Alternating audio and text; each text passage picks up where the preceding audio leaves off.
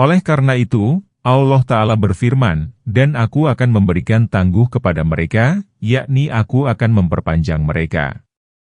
Sesungguhnya muslihatku sangat kuat.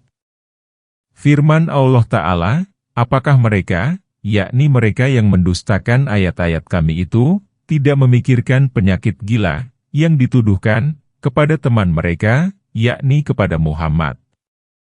Maksudnya, dia tidak berpenyakit gila. Namun, dia adalah seorang Rasul yang hak. Dia mengajak kepada kebenaran. Tiada lain dia adalah pemberi peringatan yang nyata, yakni yang jelas bagi setiap orang berakal dan berkesadaran. Qatadah bin Diamah berkata bahwa diceritakan kepada kami bahwa Nabi berdiri di Bukit Syafa. Kemudian beliau menyeru kaum Quraisy kabilah demi kabilah, wahai Bani Fulan bin Fulan. Beliau menakut-nakuti mereka dengan nestapa dan musibah dari Allah. Maka salah seorang di antara kaum Quraisy berkata, sesungguhnya temanmu itu benar-benar gila. Dia berkoar sepanjang malam hingga pagi. Maka Allah Ta'ala menurunkan ayat di atas. Dan firman Allah Ta'ala, apakah mereka tidak memperhatikan kerajaan langit, bumi, dan segala perkara yang telah diciptakan Allah? Yakni, apakah orang-orang yang mendustakan ayat-ayat kami itu tidak memperhatikan kerajaan Allah dan segala perkara yang telah diciptakan di dalamnya, lalu mereka merenungkan dan mengambil pelajaran sehingga mereka mengetahui bahwa yang demikian itu kepunyaan zat yang tidak memiliki tandingan dan pihak yang menyerupai, lalu mereka beriman kepadanya, membenarkan Rasul-Nya, menaatinya, mengesahkannya, dan waspada terhadap dekatnya ajal mereka, lalu mereka pun mati dalam keadaan kafir sehingga mereka pun kembali kepada azab Allah yang pedih. Firman Allah Ta'ala, maka kepada berita mana lagi mereka akan beriman sesudahnya? Yakni, kepada tarbih, menakut-nakuti, mana lagi, setelah adanya ancaman dan tindakan menakut-nakuti yang dibawa oleh Rasulullah kepada mereka dari sisi Allah Azza wa Jalla, Allah yang Maha Mulia dan Maha Besar, yang akan mereka benarkan, jika mereka tidak membenarkan ucapan yang dibawa oleh Nabi? Firman Allah Ta'ala, barang siapa yang disesatkan Allah, maka tiada yang dapat menunjukkannya. Dan dia membiarkan mereka terombang-ambing dalam kesesatannya. Yakni, barang siapa yang disesatkan oleh Allah Ta'ala, setelah diperingatkan dan disampaikan kepadanya risalah dan kesesatan itu merupakan balasan atas keberpalingan mereka, maka sesungguhnya tidak ada seorang pun, bagaimanapun keadaan dia, yang dapat menunjukkannya. Mereka bertanya kepadamu tentang kiamat, kapankah waktunya? Katakanlah, sesungguhnya pengetahuan tentangnya berada pada sisi Tuhanku. Tiada yang dapat menjelaskan waktunya kecuali Dia. Ia terlalu berat bagi langit dan bumi. Tidaklah ia datang kepadamu melainkan secara mendadak. Mereka bertanya kepada kamu seolah-olah kamu mengetahuinya. Katakanlah, sesungguhnya pengetahuan tentangnya berada pada sisi Allah. Namun, kebanyakan manusia tidak mengetahui. Ayat 187. Allah Ta'ala berfirman, mereka bertanya kepadamu tentang kiamat. Ayat ini diturunkan berkenaan dengan kaum Quraisy yang menanyakan ihwal waktu kiamat. Pertanyaan mereka itu bernada mendustakan kejadian dan keberadaannya serta kalaupun terjadi, maka kejadiannya masih jauh, sebagaimana Allah Ta'ala berfirman, dan mereka berkata, kapankah janji itu terjadi jika kamu termasuk orang-orang yang benar? Firman Allah Ta'ala, kapankah waktunya, yakni kapan saat kejadian dan keberlangsungannya? Katakanlah, sesungguhnya pengetahuan tentangnya berada pada sisi Tuhanku. Tiada yang dapat menjelaskan waktunya kecuali Dia. Yakni, sesungguhnya pengetahuan tentang kiamat berada pada sisi Allah. Dialah yang mengetahui secara pasti kapan ia terjadi. Tidak ada seorang pun, tiada malaikat yang dekat, dan tiada nabi yang diutus yang mengetahuinya selain Dia. Oleh karena itu, Dia berfirman, ia terlalu berat bagi langit dan bumi. Yakni, Pengetahuan mengenai waktu terjadinya kiamat adalah terlalu berat bagi penduduk langit dan bumi, dan terlalu samar sehingga tidak ada seorang pun di antara mereka yang mengetahuinya. Tidaklah ia datang kepadamu melainkan secara mendadak, yakni melainkan secara tiba-tiba ketika manusia berada dalam pekerjaan, perniagaan, dan berbagai urusan lainnya. Muslim mengatakan dalam syahihnya bahwa Abu Hurairah berkata, kiamat terjadi ketika seseorang tengah memeras untanya, belum lagi wadah yang berisi susu itu sampai ke mulutnya, maka kiamat keburu tiba. Kiamat terjadi ketika dua orang bertransaksi sehelai baju, belum lagi selesai transaksinya, maka kiamat keburu tiba, hadis Muslim. Firman Allah Ta'ala, mereka bertanya kepada kamu seolah-olah kamu mengetahuinya, padahal Allah menyamarkannya dari pengetahuan makhluk. Oleh karena itu, dia berfirman, katakanlah, sesungguhnya pengetahuan tentangnya berada pada sisi Allah. Namun, kebanyakan manusia tidak mengetahui. Oleh karena itu, Nabi menjawab Jibril yang menanyakan ihwal kiamat dengan, yang ditanya tentang kiamat tidak lebih tahu daripada penanya, yakni, aku tidak lebih tahu ihwal kiamat daripada kamu, tidak ada seseorang yang lebih tahu daripada orang lain. Kemudian Nabi membaca ayat, sesungguhnya Allah, pada sisinya lah pengetahuan tentang kiamat. Inilah Nabi yang ummi, junjungan para Rasul, penutup para Rasul, Muhammad, Nabi Rahmat, Nabi Tobat, Nabi pelaku perang dahsyat, yang berkesudahan dengan baik, yang dimuliakan, dan pengumpul yang mengumpulkan manusia di bawah kedua kakinya, kekuasaannya. Bersabda dalam keterangan yang ditegaskan dalam syahih, yaitu dari hadis Anas dan Sahal bin Sa'ad. Jarak antara pengutusanku dan kiamat adalah seperti dua jari ini. Beliau membandingkan jarak antara telunjuk dan jari tengah. Walaupun kiamat sudah dekat, namun apabila ada seseorang menanyakan tentang kiamat, Allah menyuruh beliau mengembalikan pengetahuan ihwal kiamat itu kepada dia. Maka Allah berfirman, katakanlah, sesungguhnya pengetahuan tentang kiamat itu berada pada sisi Allah. Namun kebanyakan manusia tidak mengetahui. Katakanlah, aku tidak memiliki kekuasaan untuk menarik keuntungan dan kerugian bagi diriku kecuali apa yang dikehendaki Allah. Jika aku mengetahui kegaiban, niscaya aku akan memperbanyak kebaikan dan aku pun tidak ditimpa kesulitan. Aku tidak lain hanyalah pemberi peringatan dan pembawa kabar gembira bagi kaum yang beriman, ayat 188.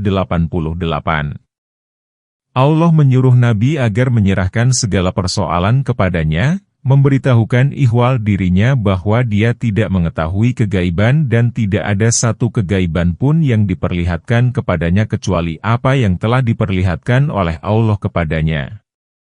Allah Ta'ala berfirman, Dia adalah Tuhan yang mengetahui yang gaib, maka dia tidak memperlihatkan kepada seorang pun tentang yang gaib itu. Surat Al-Jin, ayat 26. Firman Allah Ta'ala, jika aku mengetahui kegaiban, niscaya aku akan memperbanyak kebaikan. Yakni, jika aku mengetahui kegaiban, niscaya aku mengetahui bahwa apabila aku membeli barang yang tidak membawa keuntungan, maka aku tidak akan membelinya dan aku hanya akan membeli barang dagangan yang dapat memberikan keuntungan saja sehingga aku pun tidak ditimpa kemiskinan. Demikianlah menurut penafsiran Ibnu Abbas. Sementara Ibnu Jarir dan yang lainnya menafsirkan bahwa jika aku mengetahui kegaiban niscaya aku dapat mempersiapkan diri pada masa subur untuk menghadapi paceklik dan dapat menentukan masa harga tinggi dan rendah. Firman Allah Ta'ala, dan aku pun tidak ditimpa kesulitan, yakni aku dapat menjauhkan diri dari keburukan sebelum ia terjadi. Kemudian dia memberitahukan bahwa Nabi merupakan pemberi peringatan dan kabar gembira. Yakni peringatan akan azab dan kabar gembira bahwa kaum mukminin akan memperoleh surga. Ayat ini sejalan dengan firman Allah, maka sesungguhnya telah kami mudahkan Al-Quran itu dengan bahasamu agar kamu dapat memberi kabar gembira dengan Al-Quran itu kepada orang-orang yang bertakwa dan agar kamu memberi peringatan dengannya kepada kaum yang membangkang. Surat Maryam, ayat 97. Dialah yang menciptakan kamu dari diri yang satu dan daripadanya dia menciptakan pasangannya agar dia merasa senang kepadanya. Maka setelah dia mencampurinya, dia pun mengandung kandungan yang ringan dan dia pun terus merasa ringan. Setelah dia merasa berat, maka keduanya berdoa kepada Allah, Tuhan keduanya, sesungguhnya jika Engkau memberi kami anak yang soleh, niscaya kami termasuk orang-orang yang bersyukur. Ayat 189. Setelah Allah memberi keduanya anak yang soleh, maka keduanya menjadikan sekutu bagi Allah terhadap anak yang telah dianugerahkan kepada keduanya. Maka Maha Tinggi Allah dari apa yang telah mereka persekutukan. Ayat 190. Allah Ta'ala mengingatkan bahwa Dia telah menciptakan seluruh manusia dari Adam dan bahwa Dia telah menciptakan dari bagian tubuh Adam istrinya, yaitu Hawa. Kemudian berkembang biaklah manusia dari keduanya. Hal ini seperti firman Allah Ta'ala, wahai manusia, sesungguhnya kami telah menciptakan kamu dari jenis laki-laki dan perempuan. Dan kami telah menjadikan kamu berbangsa-bangsa dan bersuku-suku agar kamu saling berkenalan. Sesungguhnya orang yang paling mulia di antara kami pada sisi Allah adalah yang paling takwa. Dan senada dengan firman Allah, hai manusia bertakwalah kepada Tuhanmu yang telah menciptakan kamu dari diri yang satu dan Dia menciptakan pasangannya dari diri itu. Dan Dia mengembangbiakkan dari keduanya laki-laki dan perempuan yang banyak. Sedangkan dalam ayat ini Allah berfirman, Dia menciptakan pasangannya agar dia merasa senang kepadanya, menyukainya, dan merasa tentram kepadanya. Firman ini seperti firman Allah Ta'ala, dan di antara tanda-tanda kekuasaannya ialah Dia menciptakan untukmu istri-istri dari jenismu sendiri supaya kamu cenderung dan merasa tentram kepadanya. Dan dijadikannya di antara kamu rasa kasih dan sayang. Surat Ar-Rum, ayat 21. Maka tiada kasih sayang yang lebih besar di antara dua ruh daripada kasih sayang yang ada di antara suami dan istri. Oleh karena itu, Allah Ta'ala menceritakan bahwa tukang sihir boleh jadi dapat mencapai tujuannya melalui muslihatnya, yaitu memisahkan suami dari istrinya. Maka setelah dia mencampurinya, dia pun mengandung kandungan yang ringan. Hal itu karena wanita tidak merasa sakit ketika mengandung. Kandungan itu berupa nutfah, kemudian menjadi alaqah, kemudian menjadi mudghah. Firman Allah Ta'ala, dan dia pun terus merasa ringan. Mujahid menafsirkan bahwa kemudian wanita itu terus melalui kehamilannya. Setelah dia merasa berat dengan kehamilannya, maka keduanya berdoa kepada Allah, Tuhan keduanya, sesungguhnya jika Engkau memberi kami anak yang soleh, yakni manusia paripurna. Keduanya khawatir kalau kandungan itu berupa ternak. Hasan Basri menafsirkan bahwa jika kami diberi seorang anak, niscaya kami termasuk orang-orang yang bersyukur. Setelah Allah memberi keduanya anak yang soleh, maka keduanya menjadikan sekutu bagi Allah terhadap anak yang telah dianugerahkan kepada keduanya. Maka Maha Tinggi Allah dari apa yang telah mereka persekutukan. Sehubungan dengan ayat ini, para mufasir menuturkan atsar dan hadis yang banyak, dan Allah lah yang lebih mengetahui. Semua hadis dan atsar yang diterima dari ahli kitab itu berfokus pada pernyataan bahwa dua orang yang menjadikan sekutu bagi Allah adalah Adam dan Hawa. Di antara sekian hadis itu dapat dikemukakan salah satunya, yaitu hadis yang diriwayatkan oleh Ibnu Abi Hatim dari Ubay bin Ka'ab. Dia berkata, tatkala Hawa hamil, dia didatangi setan. Setan berkata kepadanya, apakah kamu mau taat kepadaku, nanti dia menyerahkan anak itu kepadamu? Namailah anak itu dengan Abdul Harits. Hawa tidak menggubris. Kemudian dia melahirkan dan anaknya pun mati. Kemudian Hawa hamil lagi, lalu setan berkata kepadanya seperti semula dan Hawa tidak menaatinya. Kemudian Hawa hamil lagi untuk ketiga kalinya, lalu setan menemuinya dan berkata, jika kamu taat kepadaku, maka anak itu selamat. Jika tidak, maka ia menjadi binatang ternak, setan menakut-nakuti Adam dan Hawa, lalu keduanya menaatinya. Kami, Ibnu Katsir, berpendapat bahwa yang dimaksud oleh konteks ayat itu bukanlah Adam dan Hawa kami, peringkas, juga mendukung pendapat Ibnu Katsir ini karena Adam adalah seorang nabi yang dimaksum. Adalah mustahil jika dia menyekutukan Allah dengan seseorang. Yang dimaksud oleh ayat itu ialah keturunan Adam yang musyrik. Oleh karena itu, Allah Ta'ala berfirman, maka maha tinggi Allah dari apa yang mereka sekutukan. Demikianlah tafsiran Hasan Basri dan kami mendukungnya. Kemudian, pertama, Allah menceritakan Adam dan Hawa sebagai makhluk yang berjima lantaran sesudah itu lahir dua orang anak. Ungkapan demikian merupakan penceritaan sosok supaya sampai kepada jenis seperti yang terjadi pada firman Allah Ta'ala, dan sesungguhnya kami menghiasi langit dunia dengan masyabih. Adalah sudah dimaklumi bahwa yang dimaksud oleh masyabih ialah bintang-bintang yang digunakan untuk menghiasi langit, bukan bintang yang digunakan untuk melempari setan. Pengungkapan demikian merupakan pengantaran sosok masyabih kepada jenisnya. Ungkapan yang demikian banyak dijumpai di dalam Al-Quran. Apakah mereka menyekutukan dengan sesuatu yang tidak dapat menciptakan apapun, sedang mereka sendiri diciptakan? Ayat 191. Dan mereka tidak dapat memberikan pertolongan kepada para penyembahnya dan mereka juga tidak dapat menolong dirinya sendiri. Ayat 192. Dan apabila kamu menyerunya untuk memberi petunjuk kepadamu, maka berhala-berhala itu tidak dapat memperkenankan seruanmu. Sama saja, apakah kamu menyeru mereka atau kamu berdiam diri? Ayat 193. Sesungguhnya berhala-berhala yang kamu seru selain Allah itu adalah makhluk seperti kamu. Maka serulah berhala-berhala itu lalu biarkanlah mereka memperkenankan permintaanmu, jika kamu memang orang-orang yang benar. Ayat 194.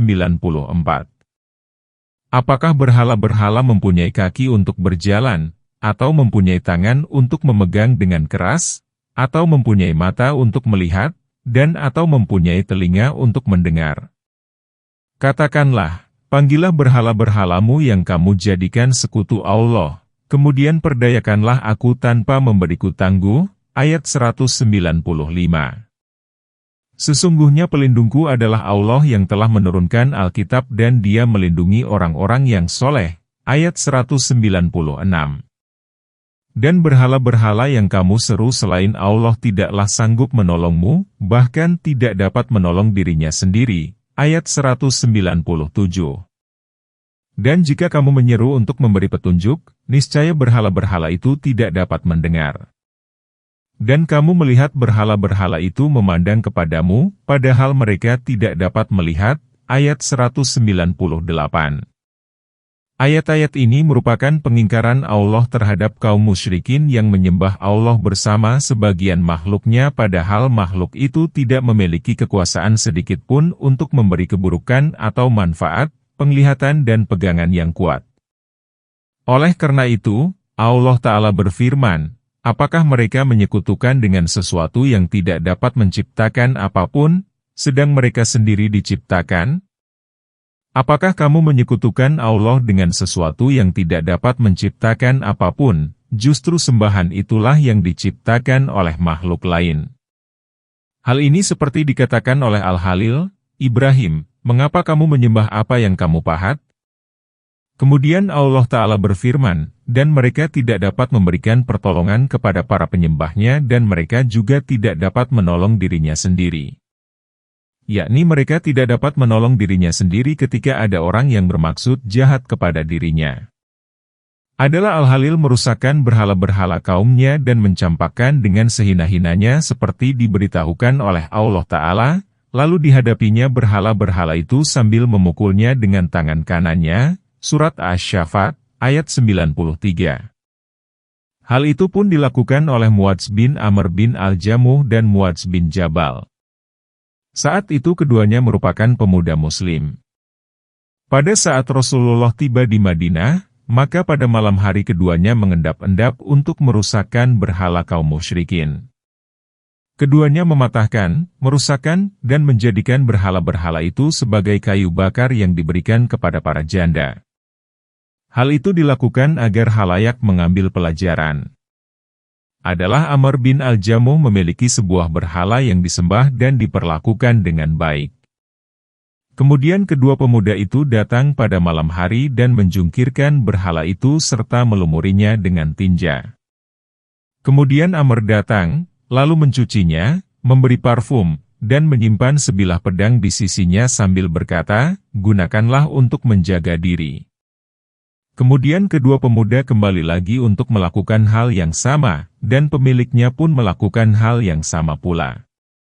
Akhirnya, kedua pemuda itu mengambilnya lalu merendengkannya dengan bangkai anjing, lalu mengulurkannya dengan tali ke dalam sumur yang ada di sekitar itu.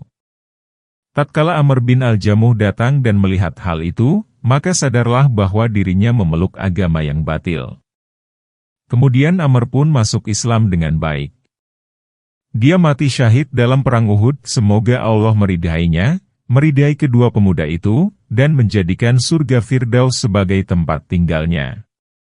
Firman Allah Ta'ala, "Dan apabila kamu menyerunya untuk memberi petunjuk kepadamu, maka berhala-berhala itu tidak dapat memperkenankan seruanmu." Hal ini seperti yang dikatakan oleh Ibrahim kepada ayahnya, "Mengapa engkau menyembah sesuatu yang tidak dapat mendengar, tidak dapat melihat, dan tidak dapat menolongmu sedikit pun?" Surat Maryam, ayat 42. Kemudian Allah menceritakan bahwa sembahan-sembahan itu merupakan hamba seperti halnya penyembahnya, yakni merupakan makhluk seperti mereka juga. Firman Allah Ta'ala, "Katakanlah, panggillah sekutu-sekutumu, yakni mintalah tolong kepadanya untuk mengalahkan aku, lalu janganlah aku diberi tangguh sekejap mata pun serta kerahkanlah segenap kemampuanmu.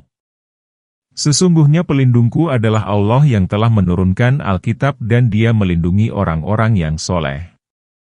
Yakni, Allah adalah cukup bagiku, Dia memenuhiku, dan kepadanya aku berserah diri, Dialah penolongku, pelindungku, pengurus dan pengurus setiap orang yang soleh di dunia dan akhirat. Firman Allah Ta'ala, "Dan berhala-berhala yang kamu seru selain Allah, yakni dan orang-orang yang kamu sembah selain Allah, tidaklah sanggup menolongmu, bahkan tidak dapat menolong dirinya sendiri." Firman Allah Ta'ala, "Dan jika kamu menyeru untuk memberi petunjuk, niscaya berhala-berhala itu tidak dapat mendengar. Dan kamu melihat berhala-berhala itu memandang kepadamu, padahal mereka tidak dapat melihat, adalah seperti firman Allah Ta'ala, jika kamu menyeru mereka, mereka tidak dapat mendengar seruanmu." Dalam ayat, "Dan kamu melihat berhala-berhala itu memandang kepadamu, padahal mereka tidak dapat melihat." Allah berfirman, "Mereka memandang kepadamu, tiada lain berarti berhala-berhala itu menghadapmu dengan mata buatan sehingga seolah-olah ia melihat, padahal berhala itu merupakan benda mati yang tidak dapat melihat sebab ia hanyalah patung yang terbuat dari batu atau kayu atau sejenisnya." As-Sadi berkata, yang dimaksud oleh mereka ialah kaum musyrikin. Namun penafsiran pertama bahwa mereka itu berhala adalah yang lebih utama. Ringkasan berkata bahwa boleh jadi tafsiran yang lebih benar dalam menjelaskan tujuan Allah Ta'ala itu ialah bahwa pengutamaan pengungkapan berhala dengan dhamir, artinya untuk orang yang berakal, seperti terdapat dalam ayat, "Dan kamu melihat, mereka, sedang, mereka, melihat kepadamu," ialah bahwa yang dimaksud oleh kaum musyrikin itu tiada lain adalah orang-orang soleh yang dimanifestasikan melalui sosok berhala-berhala mereka, lalu berhala itu dinamai dengan nama-nama orang soleh. Tatkala kaum musyrikin menyapa berhala, maka yang dimaksud oleh sapaan mereka ialah orang-orang yang soleh itu yang dijadikan perantara antara mereka dengan Allah. Mereka tidak selalu memaksudkan sapaannya kepada esensi batu atau kayu itu. Mereka menyadari bahwa berhala itu diciptakan oleh tangan mereka sendiri. Berhala itu tidak dapat mendengar dan melihat. Mereka menyapa berhala melalui nama-nama orang yang soleh yang dapat mendekatkan diri mereka kepada Allah. Oleh karena itu, Allah menggunakan dhamir untuk orang yang berakal sejak awal ayat yang berbunyi, dan orang-orang yang menyeru. Sedang mereka tidak dapat melihat. Wallahu alam. Jadilah engkau pemaaf dan menyuruh mengerjakan yang makruh serta berpalinglah dari orang-orang yang bodoh. Ayat 199. Dan jika kamu ditimpa suatu godaan setan, maka berlindunglah kepada Allah. Sesungguhnya Dia Maha Mendengar lagi Maha Mengetahui. Ayat 200. Ibnu Jarir dan Ibnu Abi Hatim meriwayatkan bahwa Yunus menceritakan kepada kami, Sufyan, yaitu Ibnu Uyainah, menceritakan kepada kami dari Ubay, dia berkata, tatkala Allah menurunkan ayat, jadilah engkau pemaaf dan menyuruh mengerjakan yang makruh serta berpalinglah dari orang-orang yang bodoh, kepada Rasulullah. Maka beliau bertanya, hai Jibril, apa maksudnya? Jibril berkata, hendaklah kamu memaafkan orang yang menzalimimu, memberi kepada orang yang tidak pernah memberi kepadamu, dan menghubungkan silaturahmi dengan orang yang memutuskan hubungan denganmu. Hadis Ibnu Mardawi. Hadits ini pun diriwayatkan oleh Ibnu Mardawi dari Jabir dan Qais bin Sa'ad bin Ubadah secara marfu, artinya ketetapan atau sifat yang disandarkan kepada Nabi. Al-Bukhari berkata bahwa firman Allah Ta'ala, jadilah kamu pemaaf. Yang dimaksud, al-urf ialah kebaikan. Kemudian diriwayatkan dari Ibnu Abbas dan dia menceritakan sebuah cerita menyangkut Umar ketika salah seorang tamunya membuat dia marah. Maka Al-Hur bin Qais berkata kepadanya, hai Amirul Mukminin, sesungguhnya Allah Ta'ala berfirman kepada Nabi, jadilah engkau pemaaf dan menyuruhlah dengan kebaikan serta berpalinglah dari orang-orang yang bodoh, dan perbuatan engkau itu termasuk perbuatan orang-orang yang bodoh. Demi Allah, Umar tidak pernah melanggar suatu batasan tatkala dibacakan kepadanya sebuah ayat. Adalah Umar sangat patuh terhadap kitab Allah Azza wa Jalla. Riwayat ini hanya diriwayatkan oleh Al-Bukhari. Adapun ucapan Al-Bukhari, yang dimaksud al-urfiyalah kebaikan adalah ditetapkan oleh Urwah bin Zubair, As-Sadi, Qatadah, Ibnu Jarir, dan perawi lain yang tidak hanya seorang. Ibnu Jarir berkata bahwa sesungguhnya telah menyuruh Nabi agar dia memerintahkan kebaikan kepada hamba-hambanya. Termasuk ke dalam kebaikan ialah segala ketaatan, dan menyuruh berpaling dari orang-orang bodoh. Walaupun hal itu merupakan perintah bagi Nabi, ia merupakan gemblengan bagi makhluk agar tahan uji terhadap kezaliman orang lain dan melawan mereka, bukan berpaling dari orang yang tidak mempedulikan kebenaran sebagai kewajiban dari Allah Ta'ala, bukan pula dengan memaafkan orang yang kafir kepada Allah dan tidak mengetahui keesaannya. Itu berarti perintah perang bagi kaum muslimin. Said bin Abi Arubah mengatakan bahwa Qatadah menafsirkan hudzil, afwa dengan bahwa inilah akhlak Allah yang diperintahkan dan ditunjukkan kepada Nabi. Sebagian ahli hikmah mengambil makna ayat ini lalu menjalinnya dalam dua bait berikut yang mengandung jinas, artinya bentuk persatuan dalam jenis. Jadilah pemaaf, menyuruhlah kepada kebaikan sebagaimana diperintahkan dan berpalinglah dari orang-orang yang bodoh.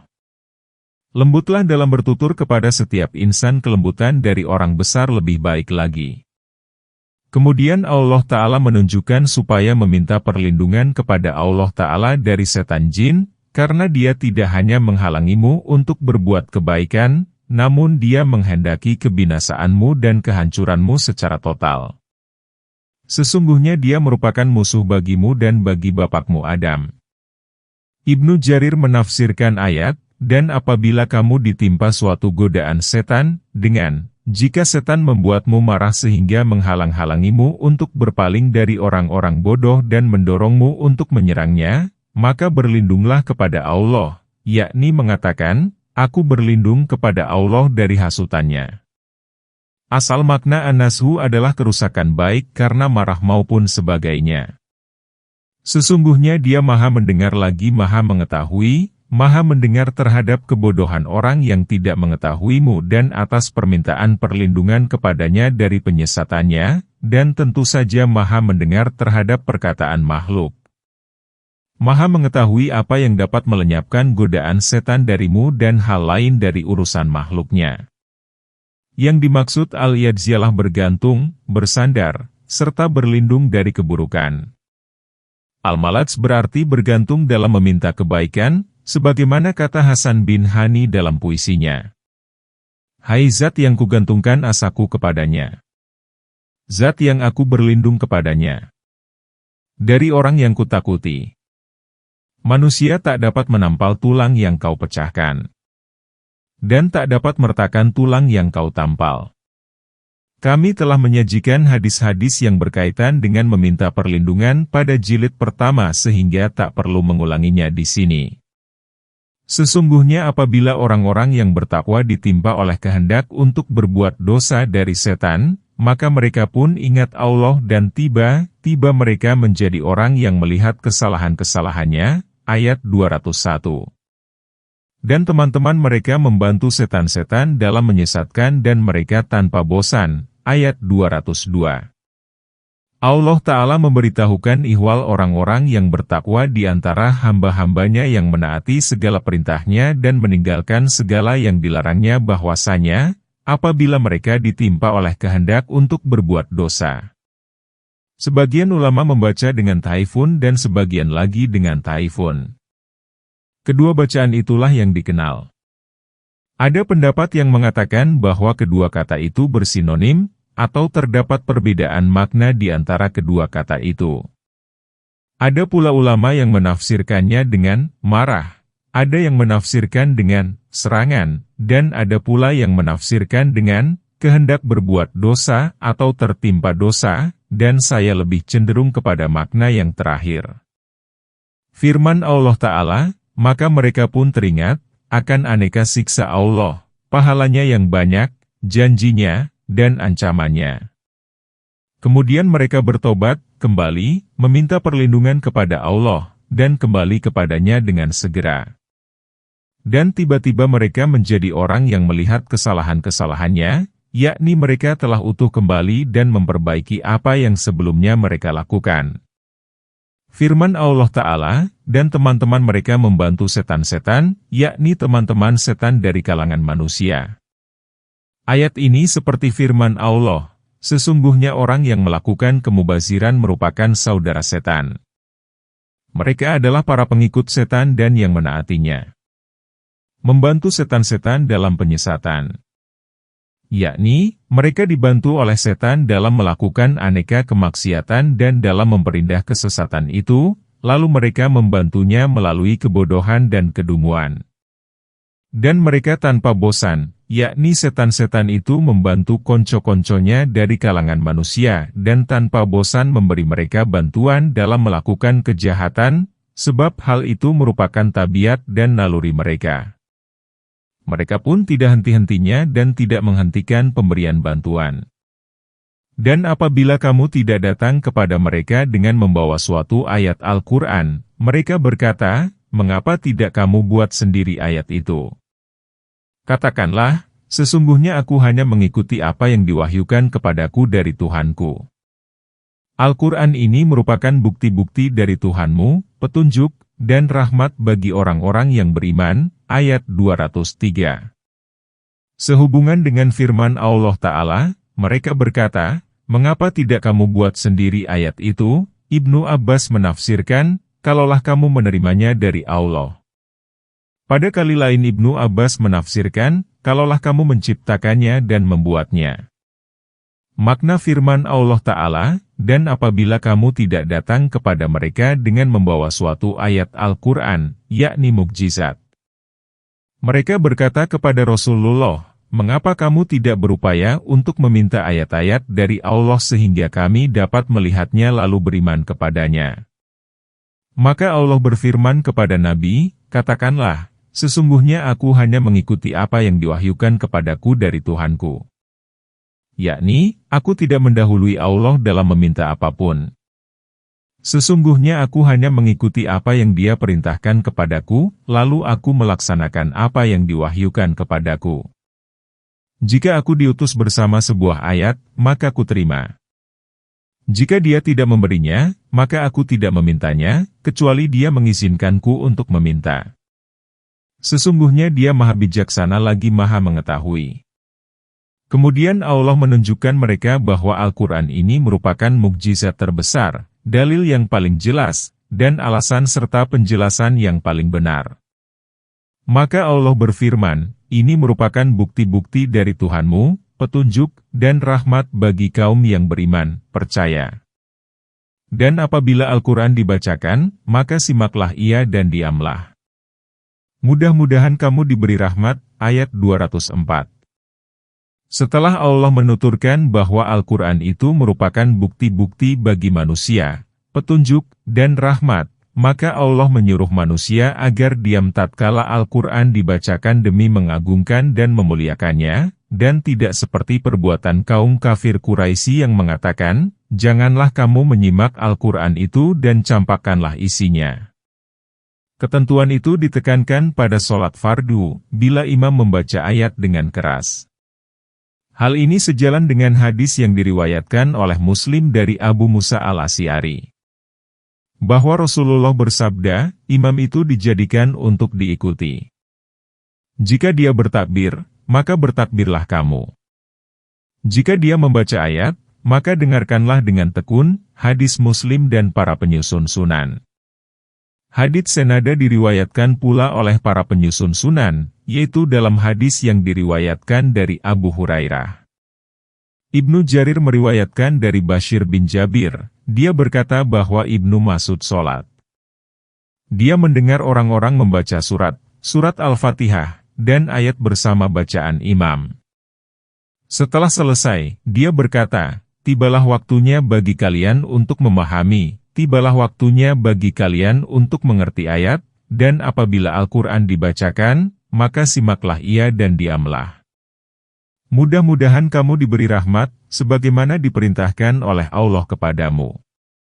Ahmad dan para penyusun sunan meriwayatkan hadis dari Az-Zuhri, dari Abi Aktimah, dari Abu Hurairah, Rasulullah selesai sholat yang bacaannya dikeraskan. Lalu beliau bertanya, apakah ada salah seorang di antara kamu yang membaca ayat bersamaku barusan? Seseorang berkata, benar wahai Rasulullah. Beliau bersabda, aku menyatakan, aku berkata mengapa aku harus berebut menentang membaca Al-Quran. Abu Hurairah berkata, maka orang-orang menghentikan bacaannya dalam sholat bersama Rasulullah sedang beliau melantangkan, mengeraskan, bacaannya setelah mereka mendengar pernyataan itu dari Rasulullah. Tirmidzi berkata bahwa hadis ini Hasan dan Abu Hatim Ar-Razi menyahihkannya, hadis Ahmad dan Ahlul Sunan. Sehubungan dengan ayat ini terdapat sejumlah pendapat. Ada pendapat yang mengatakan bahwa makmum tidak perlu membaca ayat baik dalam sholat yang dijaharkan bacaannya maupun dalam sholat yang disirkan, diperlahankan, bacaannya. Riwayat ini lebih sahih daripada hadis yang diriwayatkan secara marfu, artinya ketetapan atau sifat yang disandarkan kepada Nabi. Ada lagi pendapat yang mengatakan bahwa hanya Al-Fatihah saja yang dibaca pada saat imam diam. Inilah pendapat sekelompok sahabat, tabi'in, dan orang setelah mereka. Diriwayatkan dari Ibnu Abbas bahwa diam hanyalah terdapat dalam sholat fardu. Diriwayatkan dari Mujahid bahwa diam itu terdapat dalam sholat dan khutbah Jumat. Ibnu Jarir memilih bahwa diam itu dilakukan pada Idul Adha, Idul Fitri, sholat Jumat, dan dalam sholat yang bacaannya dikeraskan oleh imam. Yang dimaksud oleh ayat itu ialah diam dalam sholat dan khutbah sebagaimana dikemukakan dalam berbagai hadis yang menyuruh diam bagi makmum, dan pada saat imam berkhutbah. Al-Hasan berkata bahwa jika ada seseorang membaca Al-Quran, maka simaklah bacaannya. Imam Ahmad meriwayatkan dari Abi Hurairah bahwa Rasulullah bersabda, barang siapa yang mendengar suatu ayat dari kitab Allah, maka dituliskan baginya kebaikan yang berlipat. Barang siapa yang membacanya, maka baginya cahaya pada hari kiamat, hadis Ahmad. Hadits ini hanya diriwayatkan oleh Ahmad rahimahullah. Dan sebutlah Tuhanmu di dalam dirimu dengan merendahkan diri, rasa takut, dan tanpa mengeraskan suara pada waktu pagi dan petang dan janganlah kamu termasuk orang-orang yang lalai. Ayat 205. Sesungguhnya orang-orang yang ada pada sisi Tuhanmu tidak merasa enggan untuk menyembah Allah dan mereka menyucikannya dan hanya kepadanyalah mereka bersujud. Ayat 206.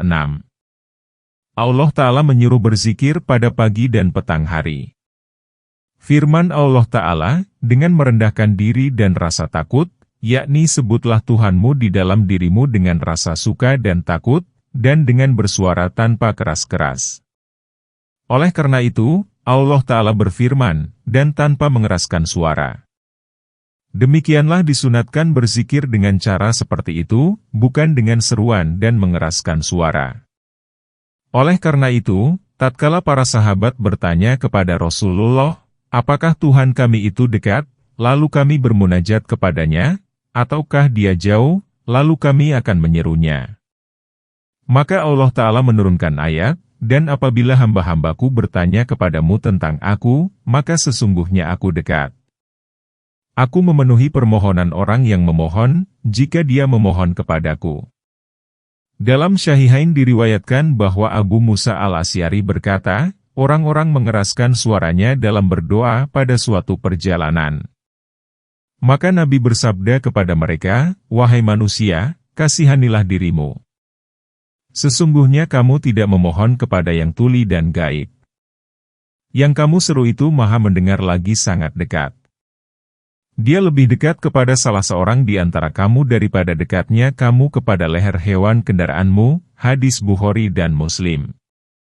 Demikianlah, Allah Ta'ala menyuruh nabinya jangan mengeraskan Al-Quran agar tidak disimak oleh kaum musyrikin dan jangan pula merendahkannya sehingga tidak terdengar oleh para sahabat yang lain. Jadi, ambillah jalan tengah antara keras dan perlahan. Demikianlah, maka dalam ayat ini Allah berfirman, dan tanpa mengeraskan suara pada waktu pagi dan petang dan janganlah kamu termasuk orang-orang yang lalai.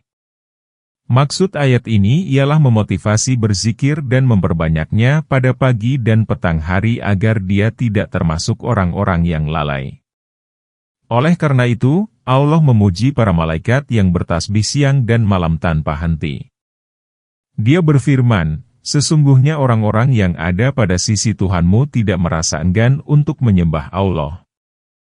Allah menceritakan mereka tiada lain kecuali supaya para malaikat yang melakukan ketaatan dan ibadat yang banyak itu diikuti. Oleh karena itu, Allah mensyariatkan kepada kita agar bersujud, tilawah. Tatkala Allah menceritakan sujudnya malaikat kepadanya.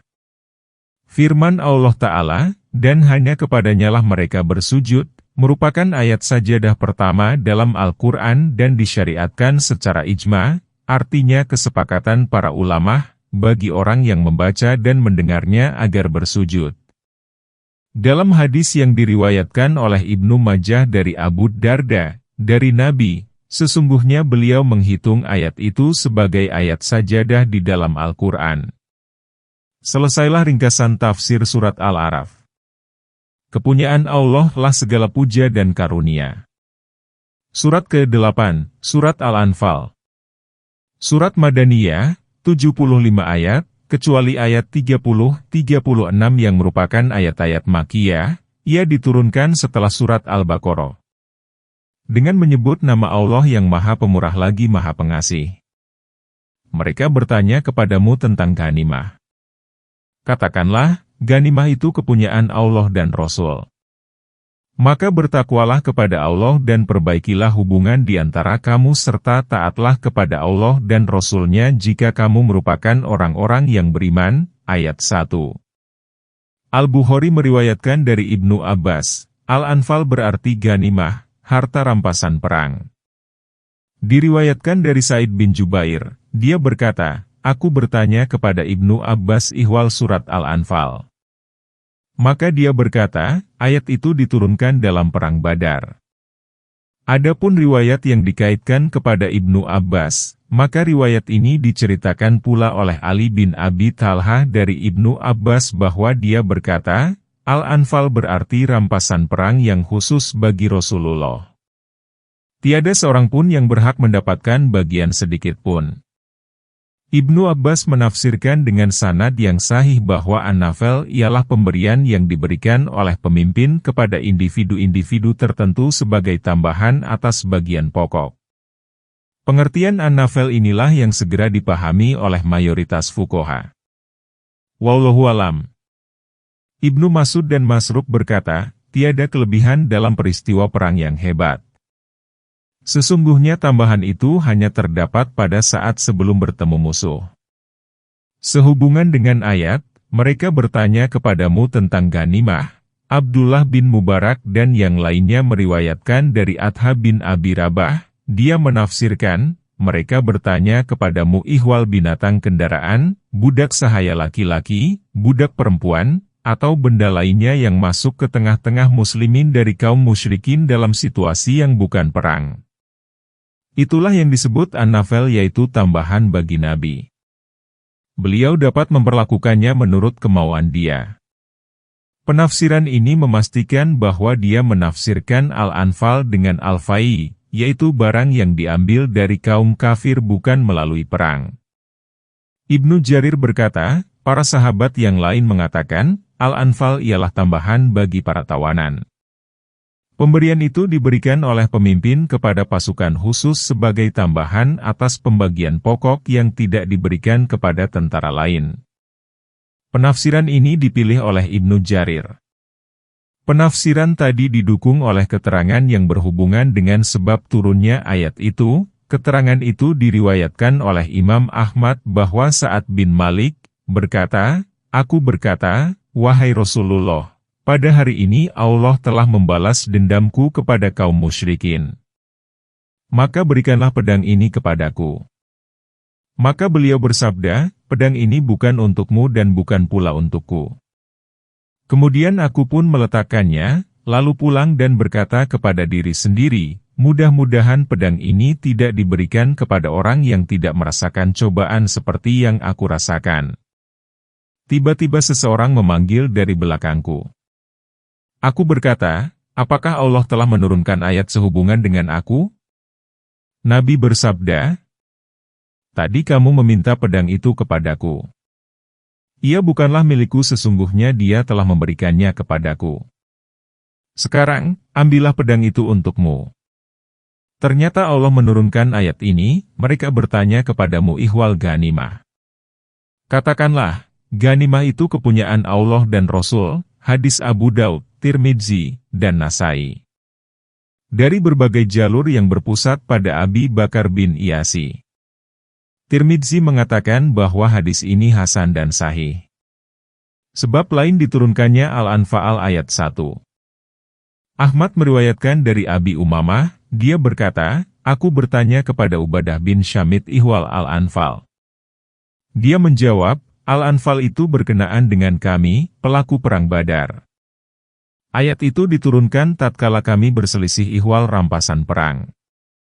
Kami menghadapinya dengan perangai yang buruk sehingga Allah pun merampasnya dari tangan kami, lalu diberikannya kepada Rasulullah. Kemudian Rasulullah membagikannya di antara kaum muslimin. Abu Daud, An-Nasai, Ibnu Jarir, Ibnu Mardawih dan lafaz hadis dari Ibnu Mardawih, Ibnu Hibban, dan Al-Hakim meriwayatkan dari berbagai jalur yang berpusat pada Daud bin Abi Hind, dari Akramah, dari Ibnu Abbas. Dia berkata, tatkala terjadi peristiwa Badar, Rasulullah bersabda, barang siapa yang melakukan anu dan anu, maka baginya anu dan anu. Maka bergegaslah kaum muda untuk mendapatkan ganimah, sementara para orang tua tetap tinggal di bawah panji. Setelah ganimah terkumpul, mereka mulai mencari barang yang diperuntukkan bagi mereka. Kaum tua berkata, janganlah kalian menguasainya dengan melupakan kami. Dahulu kami merupakan penolongmu. Jika kamu tercecer, maka kalian kembali kepada kami. Lalu mereka berselisih. Kemudian Allah Ta'ala menurunkan ayat, mereka bertanya kepadamu tentang rampasan perang dan taatlah kamu kepada Allah dan Rasul-Nya jika kamu merupakan orang-orang yang beriman. Abu Ubaidillah Al-Qasim bin Salam mengemukakan dalam Kitabul Amwal As-Syariah, Yang dimaksud dengan Al-Anfal ialah rampasan perang dan setiap harta yang diperoleh oleh kaum muslimin dari tentara musuh. Harta rampasan perang pertama adalah untuk Rasulullah. Allah Ta'ala berfirman, mereka bertanya kepadamu tentang rampasan perang. Katakanlah, harta rampasan perang itu kepunyaan Allah dan Rasul. Kemudian Nabi membagikannya dalam peristiwa Badar menurut ketentuan yang diajarkan Allah, tanpa membaginya ke dalam 1/5, yaitu seperti menurut hadis Sa'ad yang telah kami ceritakan. Kemudian diturunkanlah ayat tentang humus, pembagian 1/5, yang menasah ayat pertama. Asal makna Al-Anfal ialah kumpulan ghanimah, namun 1/5-nya dikhususkan bagi orang yang berhak menerimanya sesuai dengan ketentuan Al-Quran dan tata cara sunnah. Ghanimah yang dihalalkan Allah bagi kaum mukminin yang berasal dari harta musuh merupakan sesuatu yang dikhususkan Allah bagi mereka sebagai anugerah darinya setelah sebelumnya ghanimah itu diharamkan kepada umat terdahulu. Lalu Allah memberikannya kepada umat ini. Inilah asal makna ghanimah. Pernyataan ini dikuatkan oleh hadis dalam Syahihain yang diriwayatkan dari Jabir. Bahwasanya Rasulullah bersabda, aku diberi 5 perkara yang tidak diberikan kepada seorang pun sebelum aku.